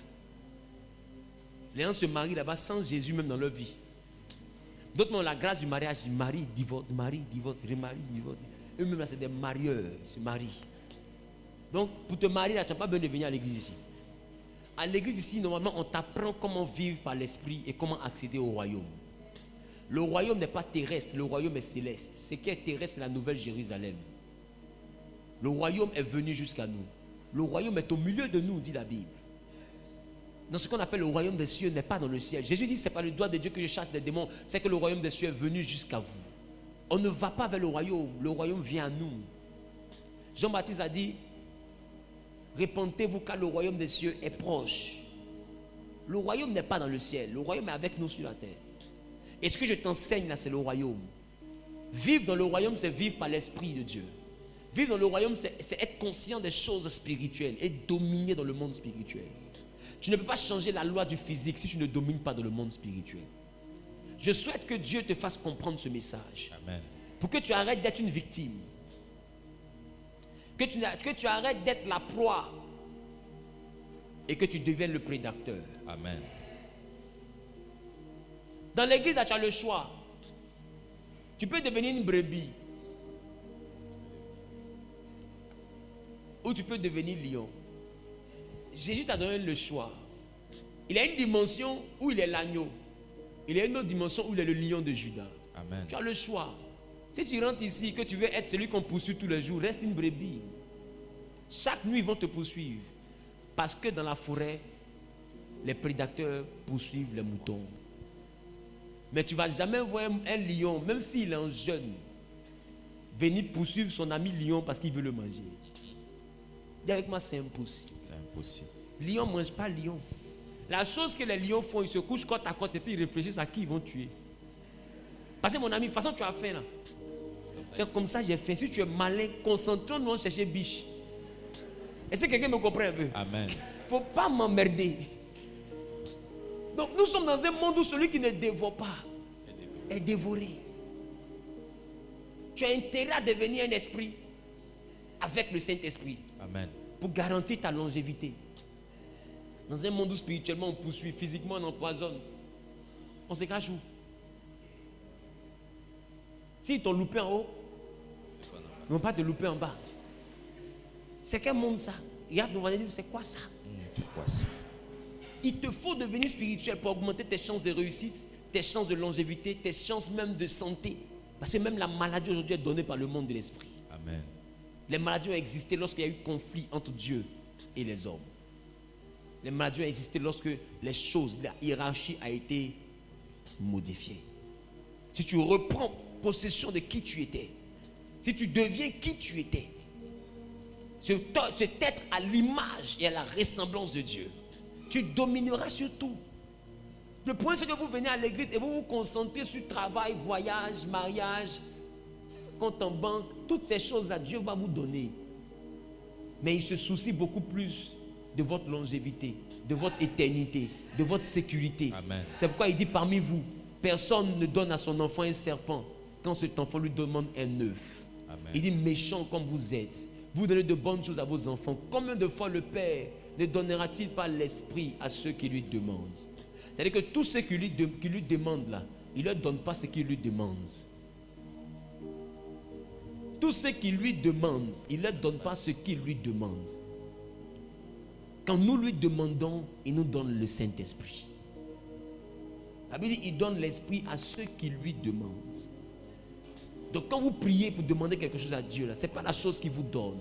C'est le Saint-Esprit qui vous donne. Amen. Parce qu'un œuf là, ceux qui ont poulailler savent que dans le poulailler là, il y a toujours serpent qui n'est pas loin. Amen. Serpent aime œuf. Serpent aime poulailler. Qui c'est ça? Il dit quand tu donnes un œuf à ton enfant, tu ne lui donnes pas serpent. Mais si tu es intelligent, tu sais que l'œuf que tu as donné va attirer un serpent. Tu veux travailler, tu peux, toi tu as un ennemi. L'ennemi n'a pas encore commencé. Amuse-toi à devenir millionnaire, tu vas voir de quoi on parle. Ça deviendra très sérieux. Pour l'instant, ils t'ont pas encore attaqué. Ils t'ont caressé. Ta joue te fait mal déjà. Oh, ce n'est qu'un bisou. Des fois, ils sont venus, ils ont mis un peu de sel pour voir si ça a la saveur, si on peut manger. Et puis toi, tu pries pour devenir riche. En tant que tu n'as pas la dimension pour la sécurité. Dieu ne peut pas te donner, parce que s'il te bénit dans ces conditions-là, avec tous les ennemis qui t'entourent, il ne t'a pas élevé, il t'a exposé. Amen. Dieu te préfère dans la situation où tu es là, et puis que tu sois dans des petites dimensions où ta vie est encore en sécurité, plutôt que de donner quelque chose qui va t'envoyer un combat que tu ne peux pas gérer. Amen. Amen. La richesse attire l'adversité. La réussite attire l'opposition. Je suis en train de te dire, le plus dur n'est pas de réussir. Le plus dur, c'est de se maintenir dans la réussite. Ah oui, parce que dans la réussite, même ton ami devient ennemi. Amen. Dans la réussite, ton ennemi, ton frère devient ton adversaire. Ton parent devient ton persécuteur. Dans la réussite, il y a tout. Meilleur ami devient même ton sorcier. Dans la réussite, tu ne sauras pas d'où vient le coup. Donc, au lieu de prier pour réussir, il faut prier pour que Dieu ouvre tes yeux. Parce que s'il ouvre tes yeux, c'est que tu appelles Mabadé aujourd'hui là. Tu vas arrêter de l'appeler en même temps. Et Dieu va te montrer son vrai cœur. Il y en a qui rient à vous, mais comme vos yeux spirituels sont fermés, que spirituellement vous êtes éteints, vous n'arrivez pas à discerner qui est en face de vous. Et c'est le manque de discernement qui tue plusieurs. Que Dieu vous donne la capacité de discerner. Amen. Que Dieu vous donne des sens spirituels éveillés. Amen. Je déclare, je prophétise sur la vie de celui qui saisit la parole. Amen. Que l'Éternel active la dimension spirituelle en toi. Amen. Qu'à partir de ce jeûne, que Dieu te hisse à un niveau extraordinaire dans le monde spirituel. Amen. Que tu sois capable de redevenir l'homme que Dieu a créé. Je reçois. Avec la domination que Dieu lui a donnée. Amen. Que Dieu te donne de pouvoir être au-dessus de la mêlée. Amen. De pouvoir contrôler l'espace dans lequel tu opères. Amen. Qu'avec le nom de Jésus, que surnaturellement parlant, que tu sois inégalable. Amen. Qu'avec le nom de Jésus, que spirituellement parlant, que tu sois inégalable. Amen. Que la grâce et la faveur de Dieu par laquelle nous pouvons dominer descende dans ta vie et envoie ta vie à un autre niveau au nom de Jésus. Amen. Que le Dieu de gloire, que le Dieu des esprits des prophètes, que le Dieu qui appelle une chose et la chose arrive, celui qui ordonne et la chose existe, te donne la parole d'autorité. Que par cette parole, que tu dises une chose, que la chose arrive. Amen. Que tu appelles une chose, que la chose arrive. Amen. Que tu ordonnes et que la chose existe. Amen. Que la grâce et la faveur de Dieu t'arrosent. Amen. Que la main de l'Éternel soit dans tout ce que tu touches, dans tout ce que tu fais. Amen. Que ton entourage sache que les cieux, le surnaturel est ta portion. Amen. Deviens un homme spirituel. Amen. Deviens une femme spirituelle. Bonsoir. Que ce jeûne de 10 jours soit bénéfique pour ton ascension surnaturelle. Amen. Que Dieu te rende sensible aux réalités spirituelles. Amen. Qu'il ouvre ton intelligence à la compréhension des choses surnaturelles. Amen. Que Dieu te bénisse et te donne également la sensibilité du monde invisible. Amen. Et lève la voix maintenant et commence à parler à Dieu.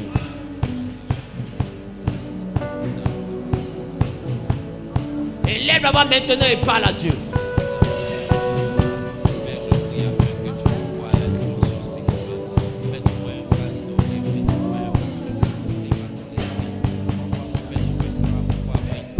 Gabot, Gabot, Gabot, Gabot.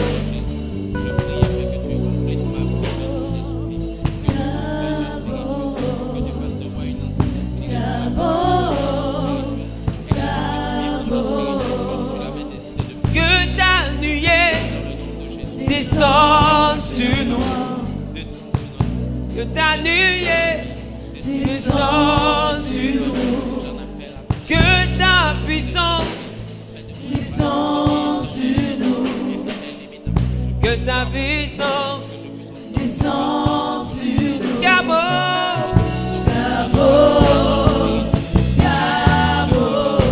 Gabot, Gabot, Gabot, Gabot,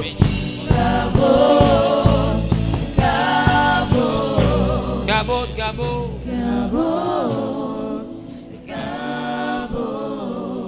Tu vas élever la voix, tu vas dire Seigneur. Dis avec moi Seigneur. Seigneur. Dieu des esprits des prophètes. Dieu des esprits des prophètes. Père. Père. Dans le nom de Jésus. Dans le nom de Jésus. Par la communion du Saint-Esprit. Par la communion du Saint-Esprit. Donne-moi. Donne-moi. De devenir. Un homme. Pour qui le surnaturel devient le naturel. Un homme pour qui le surnaturel devient naturel. Devient naturel. Au-devant de qui les choses invisibles deviennent visibles. Au nom de Jésus. Au nom de Jésus. Fais de moi un homme. Au-devant de qui l'impossible devient possible. L'inaccessible devient accessible. L'incompréhensible devient compréhensible. Au nom de Jésus-Christ. Fais de moi un homme qui domine là où les autres ont échoué. Éveille mes sens spirituels. Permets-moi de voir. Permets-moi d'entendre. Permets-moi de sentir. Permets-moi de ressentir dans les choses spirituelles. Au nom de Jésus-Christ. Laisse que ma parole soit aussi efficace dans le monde visible que dans le monde invisible. Dans le nom de Jésus. Dans le nom de Jésus. Quelqu'un dit 10 fois Amen. Amen. Amen. Amen. Amen. Amen. Amen. Amen. Amen. Amen. Amen. Si tu es passé par les eaux du baptême, tu vas venir simplement. Nous allons faire rapidement la Sainte Seine. Nous avons autour de 10 minutes pour terminer. On va rapidement faire le service de la Sainte Seine.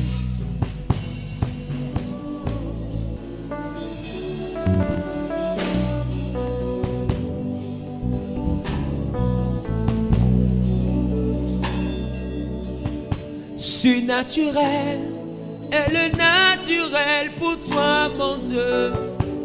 Nous le voulons en ce lieu. Surnaturel est le naturel pour toi, mon Dieu.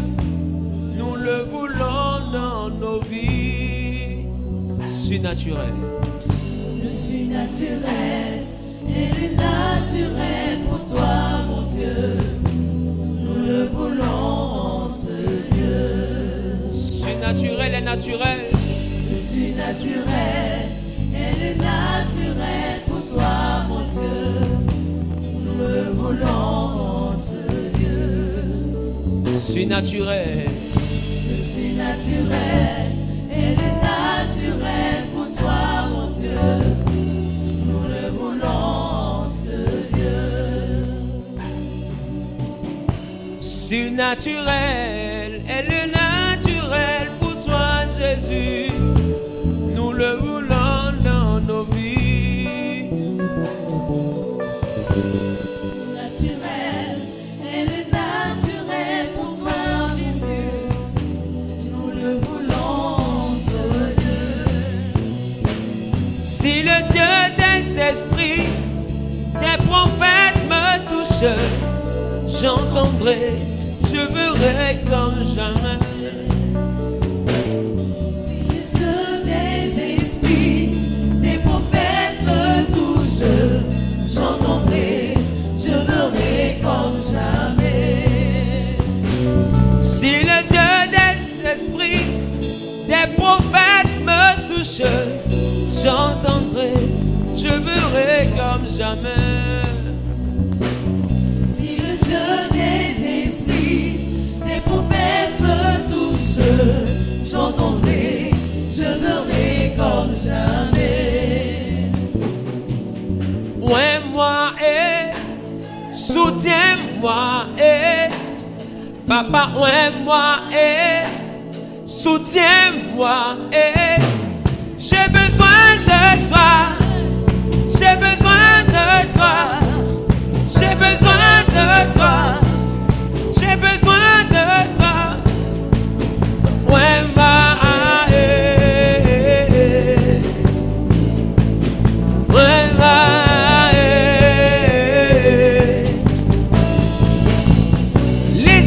Meurt dans ce monde, dans le péché, dans l'occultisme, ouais, moi, afin que j'aille prêcher, ouais, moi, afin que j'annonce ta parole, ouais, moi,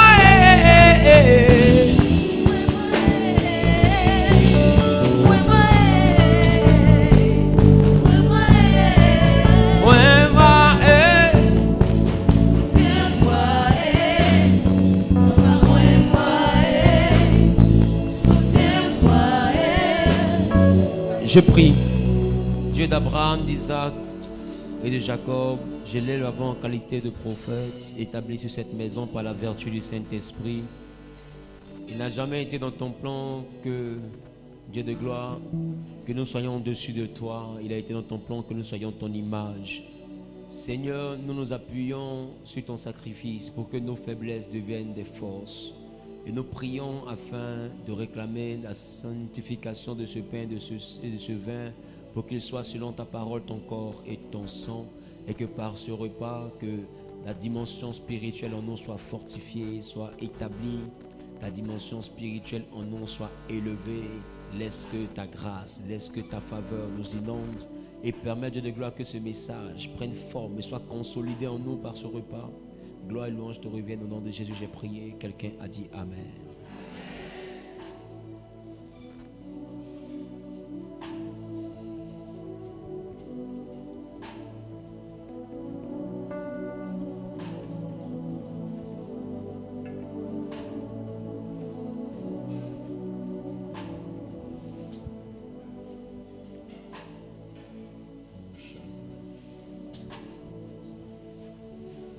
Si tu es venu honorer ta dîme, simplement tu vas venir devant, je veux te voir rapidement.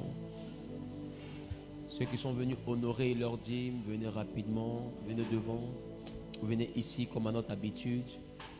Toi qui honores ta dîme d'habitude dans cette assemblée, tu sais quoi faire, tu viens simplement devant, nous allons prier, dépêchons-nous s'il vous plaît. Nous sommes à 5 minutes de la fin de notre programme. Epikaizo, ombre du Tout-Puissant, que même les sorciers disent. Ça c'est le doigt de Dieu. Epikaizo, ombre du Tout-Puissant, que les sorciers disent. Ça c'est le doigt de Dieu. Epikaizo, l'ombre du Tout-Puissant, que même les mystiques disent. Ça c'est le droit de Dieu. Élève-toi simplement, commence à recommander tes activités entre les mains de Dieu, parle à Dieu. Ça c'est le droit de Dieu. Ça c'est le droit de Dieu. Pour tous ceux qui sont rattachés, tous ceux qui sont Genèse, qui sont connectés au niveau des réseaux sociaux, pour participer au service des offrandes, au service des dîmes, simplement, vous écrivez au numéro qui s'affiche à l'écran par WhatsApp et simplement, une personne habilitée à vous aider va simplement vous dire comment vous pourrez prélever votre dîme au sein de votre assemblée, parce que vous êtes nombreux à être en Europe, aux États-Unis, en Amérique, même en Asie, et vous écoutez continuellement, vous êtes nourris, vous vous reconnaissez comme étant les membres de cette assemblée et vous souhaitez honorer vos dîmes ici. Simplement vous écrivez à ce numéro et les références vous seront données pour que vous puissiez faire vos dîmes et même vos offrandes. Que Dieu vous bénisse. Je prie. Dieu d'Abraham, d'Isaac et de Jacob, je te recommande ton peuple. Je prie afin de m'établir, de me baser sur l'alliance de la dîme, pour libérer dans leur vie la grâce, la faveur, que le dévoreur soit menacé et soit béni à leur aller, béni à leur retour. Accorde à tes enfants la longévité, accorde à tes enfants la domination, accorde à tes enfants la prospérité. Bénis le grenier, rends-le capable d'abondance et même de surabondance. Gloire, louange te reviennent. Au nom suprême de Jésus, j'ai prié. Quelqu'un a dit Amen bien. Que Dieu vous bénisse, que Dieu vous bénisse. Vous pouvez le faire ici. Ça c'est le droit de Dieu. Ça c'est le droit de Dieu. Ça c'est le droit de Dieu. Ça c'est le droit de Dieu. Ça c'est le droit de Dieu.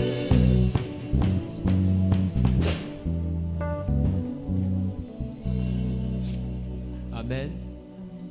Que Dieu vous bénisse.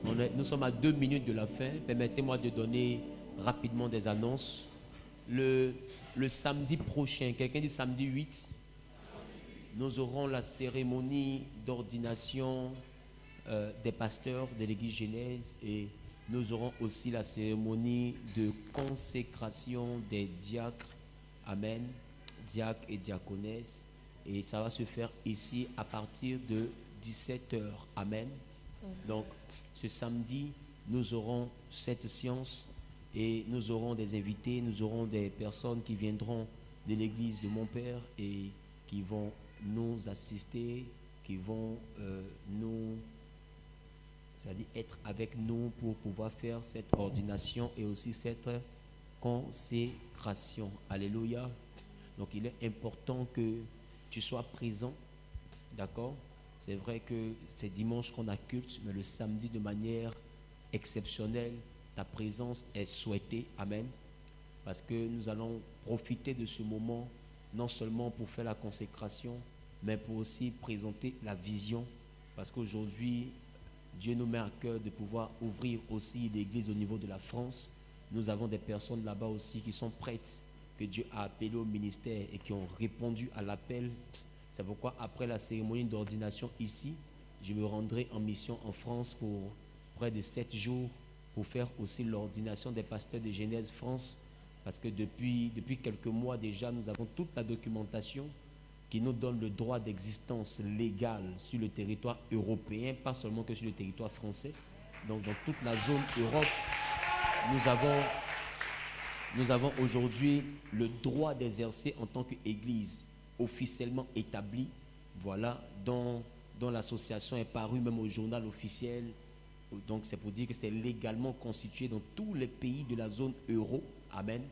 Donc nous allons aller la semaine d'après, je décolle le 11 pour qu'on puisse faire la cérémonie de consécration, d'ordination des pasteurs de l'église de Genèse Paris. Amen.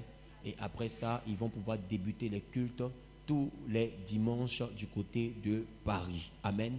Voilà. Et très bientôt aussi du côté de l'Afrique centrale, nous aurons aussi la même chose. Et même du côté du Burkina, nous avons aussi des personnes qui doivent être aussi consacrées pour l'ouverture de l'église de Genèse Burkina. C'est des personnes qui, depuis des années, nous suivent, depuis des années, croient en la vision, qu'on participe réellement à l'organisation de différentes missions dans les différents pays et qui ont l'onction, qui ont l'appel de Dieu, dont l'appel a été attesté et l'Éternel leur fera du bien. Amen.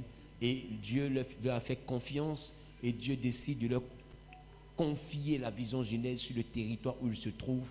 Donc il est important que tu sois là le samedi parce que toutes ces choses te seront clairement définies. Quand on est dans une église, on ne fait pas que prier, il faut chercher à savoir la vision. Amen. Il faut chercher à savoir la vision. C'est très important. Parce que j'ai envie de te dire qu'en fonction de la vision, il y a l'onction qui est rendue disponible. Donc une église qui n'a pas de vision, les membres même de l'église ne peuvent pas croître parce que l'église ne va pas croître. Ça ne va pas devant, ça ne va pas derrière. Amen. Donc c'est un peu comme une vision pygmée. Dis amen. Donc il y a des visions qui sont un peu des visions pygmées. Amen. Nous avons une grande vision. Alléluia. Donc il est important que tu sois présent. Qui sera avec nous? Qui sera avec nous? Qui sent qu'il est Genèse? Qui est de cette église? La chose qui va me montrer que tu es de cette église, c'est que je te vois le samedi. Amen. Si je ne te vois pas le samedi, c'est que tu n'es pas de cette église. Amen. Que Dieu te bénisse. Ne t'inquiète pas, je vous connais tous. Pas peut-être de nom, mais de visage. J'ai vu quelqu'un hier qui est venu qui dit: ah, papa, moi je viens d'habiter toi. Tu es dans tout, sauf dans le peuple que Dieu m'a confié. Tu viens de temps en temps, mais tu ne viens pas tout le temps. Parce que quand je regarde comme ça, je sais qui je vois, je sais qui je ne vois pas. Amen. Donc, dis à ton voisin le samedi. Qui va faire le jeûne avec nous? On finit le 10 octobre.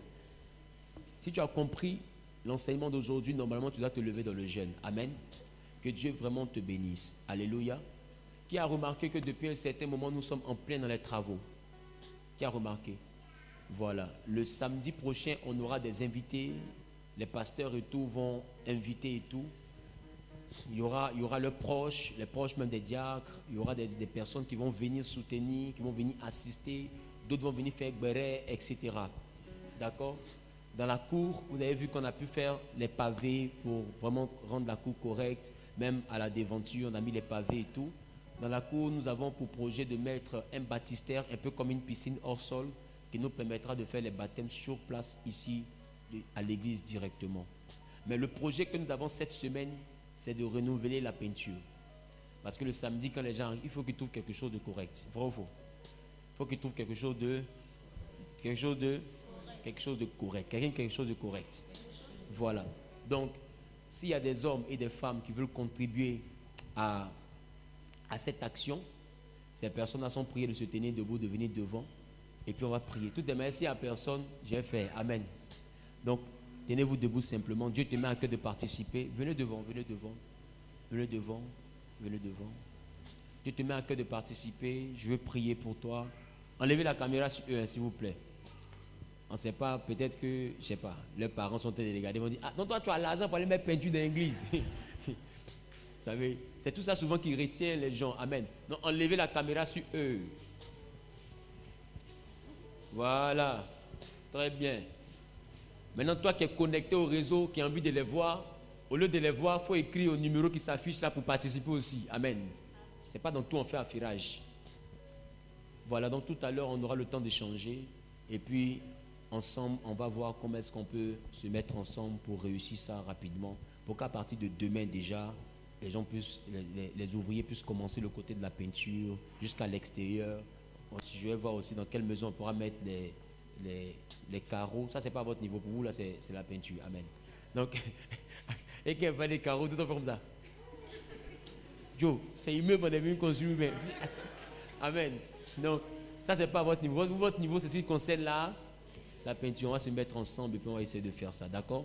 Vous allez voir tout à l'heure le joli monsieur qui est devant là. Le joli monsieur qui est devant là. Il n'est pas seul dans la vie. Voilà, il a quelqu'un dans la vie. Voilà, il n'est pas seul dans la vie. C'est vrai, c'est un beau monsieur, mais il n'est pas seul dans la vie. Il a quelqu'un dans la vie. On peut acclamer Dieu pour sa vie. Donc, voilà. On peut acclamer Dieu aussi pour quelqu'un qu'il a dans sa vie. Il a quelqu'un dans sa vie. Voilà, tout comme celui qui est à côté aussi. Voilà, il a quelqu'un aussi dans sa vie. Lève-toi, lève-toi. Aïe. Voilà. Il se marie même bientôt, hein, bientôt il se marie. Donc s'il y a une soeur ici qui avait des visions sur lui, que Dieu te pardonne. Voilà, mais il faut venir me voir. Toi qui as des visions, viens me voir là. Je vais voir si quelqu'un là, si c'est toi. Je vais voir Ça peut ne pas être toi et puis tu peux penser que c'est toi. Hein. Voilà. Donc que Dieu vous bénisse. Voilà, ceux aussi qui sont à côté, je crois aussi, ils ont quelqu'un aussi dans leur vie. Voilà. Que Dieu vous bénisse. Mes enfants, je les taquine beaucoup. Nous sommes dans la maison de Dieu et puis ici, il y a de la joie. Donc tout à l'heure, vous allez voir M. Guillaume Yebois. Voilà, il est là, à la fin du culte simplement. Et puis on va s'entretenir. D'accord? Dieu vous bénisse. Merci beaucoup, merci beaucoup. On va se tenir debout, s'il vous plaît. On va se tenir debout, s'il vous plaît. Et puis, vous qui devez commencer votre jeûne à partir de la nouvelle semaine, concernant... Un instant, s'il vous plaît. Le jeûne concernant la nuée, c'est 24 heures. Vous qui devez faire ça cette semaine, levez les mains. Vous qui devez faire ça cette semaine. Et puis en même temps, vous avez peur parce qu'il y a 10 jours de jeûne. C'est ça, non? Beaucoup se sont demandé, ah, bon, on fait de minuit à minuit. Bon, c'est qu'on n'a pas le temps de couper. Le lendemain, quand on dort, on se réveille, il est 6 heures. Est-ce qu'on continue en même temps avec le jeûne? Pardon. Quand tu fais 24 heures, là, le lendemain, il faut te reposer. D'accord? Si tu as ton jeûne de 24 heures le mardi, quand tu finis tes 24 heures le mardi, le mercredi, tu ne fais pas le jeûne avec nous, tu nous reprends dans le jeûne à partir du jeudi. D'accord? Pour avoir le temps de récupérer. Il ne faut pas, tu vas tomber quelque part là-bas à cause de la faim. On va dire c'est l'onction. Amen. Alléluia. Donc, voilà, c'est une information que je tenais à donner pour vous faciliter vraiment les choses. Amen. Lève les mains et si tu as ta deuxième offrande, tu la tiens dans ta main droite, l'offrande de rachat. Tu la tiens dans ta main droite, tu recommandes ta semaine entre les mains de Dieu. Et puis, on va prier. Recommande ta semaine entre les mains de Dieu, s'il te plaît.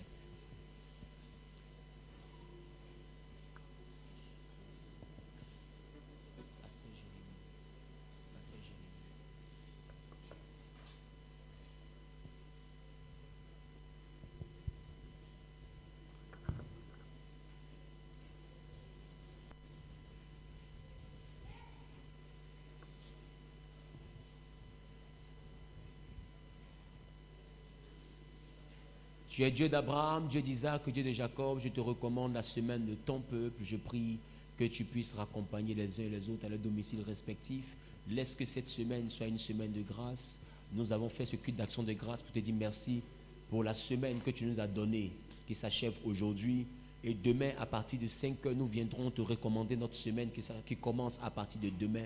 Bénis tous ces instants et permets, Dieu de gloire, que ta main soit sur cette nouvelle semaine. Père, permet que nous ayons la victoire sur toute œuvre de l'adversaire et que la réussite soit au bout de tous nos investissements. Gloire, louange te revienne. Dans le nom de Jésus, tu fais prospérer notre jeûne. Dans le nom de Jésus, tu nous fais croître dans le monde spirituel. Au nom suprême de Jésus, j'ai prié. Quelqu'un dit Amen 3 fois. Rendez-vous demain pour la prière de possession de la semaine. Tu peux venir faire ton offrande simplement. Est-ce qu'il y a de nouvelles personnes ici? Les jolies nouvelles personnes. Venez rapidement vers moi. Venez rapidement vers moi. Les nouvelles personnes. Je veux aussi Madame Bolou. Les jolies nouvelles personnes. Venez rapidement vers moi. Oh, regardez comment ils sont mignons. Ouh. On peut être joli comme ça. Adam. Et c'est les nouvelles personnes. Venez rapidement. Je veux vous voir.